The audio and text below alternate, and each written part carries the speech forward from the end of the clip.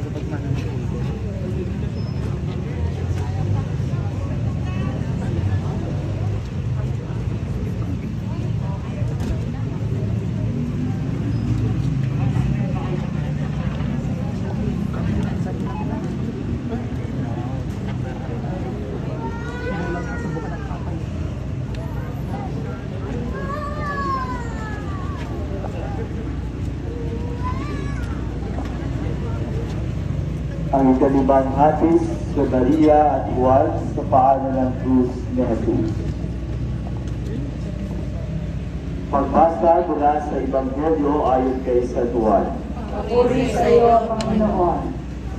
Nakatayo sa tabi ng krus ni Jesus ang kanyang ina at ang kapatid nitong babae, si Maria na asawa ni Cleopas at si Maria Magdalena. Nang nakita ni Jesus ang kanyang ina at ang kanyang minamahal niyang alagad na nasa tabi nito, sinabi niya, "Ina, narito ang iyong anak." At sinabi niya sa alagad, "Narito ang iyong ina." Mula noon, sa bahay na ng alagad na ito, tumira ang ina ni Jesus. Ang mabuting balita ng Panginoon. Pinupuri ka namin, Panginoong Kristo.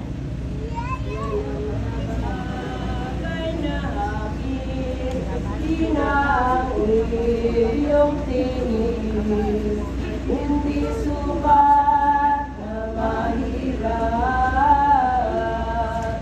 Ang iyong pagkakamasid sa lagay ng hirap niyan.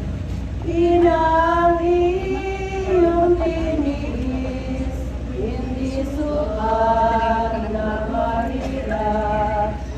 Iyong pagkakamasid sa lagay ng hirap, nasa krus ay naghihirap. Paghihirap. Ano ang gagawin ng isang ina kapag nakikita niya ang kanyang anak na naghihinalo sa harapan niya? Ano ang nararamdaman niya? Napakasakit para sa mahal na Birhen Maria na makita ang Panginoong Jesus na naghihinalo sa krus. Ang kanyang anak na nalaga at nalagaan niya mula sa kanyang pagkabata hanggang sa simula ng kanyang pangangaral ay ito yung pinamamatay sa krus. Huwag po itong buhay ng buhay sa Jesus, ang anak ng Diyos at anak ni Maria. Labis na guro sa krus. Napakasakit ang dinanas ni Jesus nung siya'y nakabayubay sa krus. Nung ipinako si Jesus sa krus, napakasakit ang pakong ipinako sa kanyang mga kamay at paa. Ganon din, nung itinaas ang krus na siyang itinampok sa mga paa. Hindi makahinga ng maayos si Jesus. Kinakailangan isuporta ni Jesus ang kanyang katawan para makahinga gamit ang kanyang likod at paa. Hindi lang iyan ang pagdurugs ng dinanas ng Jesus sa Kalbaryo. Nagdusa si Jesus noong siya ay nilibak ng kanyang mga kaawan. Ininsulto at binastos si Jesus ang kanyang mga kaawan. Nakapako na nga si Jesus sa krus, inilibak pa rin siya. Walang kalaban-laban si Jesus nang siya ay nasa Kalbaryo. Napakasakit ang mga pisikal at emosyonal na pagdurusan ng Jesus nang siya ay nakabayubay sa krus sa Kalbaryo. Kahit nagduro sa Jesus, hindi siya pinabayaan ng kanyang inang Maria. Ang mahal na Birhen Maria ay nagduro sa Jesus ay nagdurusa. Damang-dama ng mahal na Birheng Maria ang pagdurusa ng kanyang anak na Jesus. Si Maria ay nakagisa sa pagdurusa ng Jesus sa krus sa Kalbaryo, habang siya ay nasa paanan ng krus. Pinahabilin ni Jesus ang mahal na Birheng Maria sa pangangalaga ni San Juan na kumakatawan sa ating lahat. Tayo rin po, mga anak ng mahal na Birheng Maria, kapag tayo ay nasasaktan o nagdurusa, nararamdaman at nakikita ang mahal na Birheng Maria sa ating mga sakit o pagdurusa sa buhay. Siya ang ating ina. Hindi nilalahis ng isang ina na makita ang kanyang anak na nagdurusa o nasasaktan. Panalangin.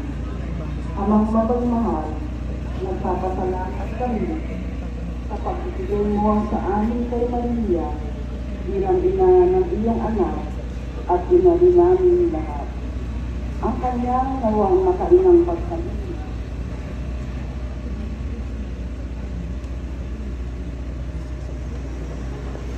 ay patuloy na magbuklod sa amin bilang parokya.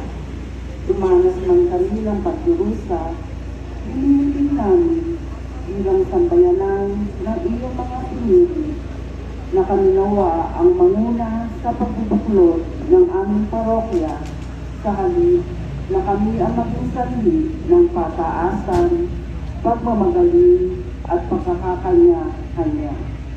Ang aming nawang mga sakit at pagdurusa ay huwag magdala sa amin sa paglayo sa aming kapwa at panghihina sa buhay paglilingkod.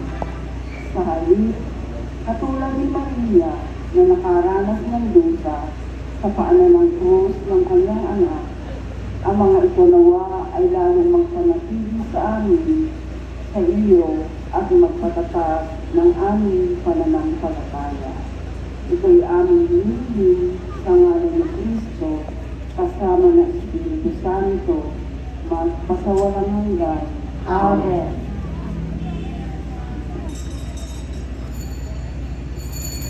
Ave Maria, puno ka ng grasya, ang Panginoon ay sumasa iyo.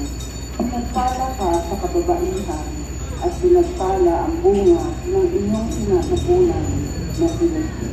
Santa Maria, Ina ng Diyos, nanalangin kong maging makasalanan, ngayon at sa oras ng aming kamatayan. Amen.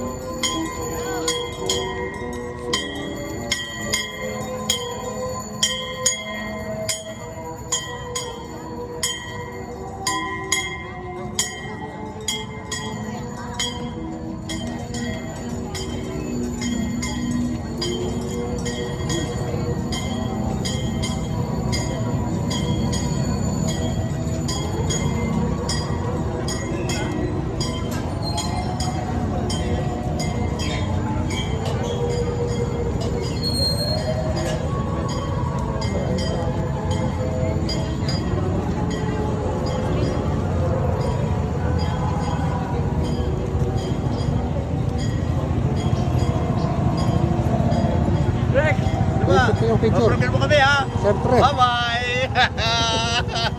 Thank you.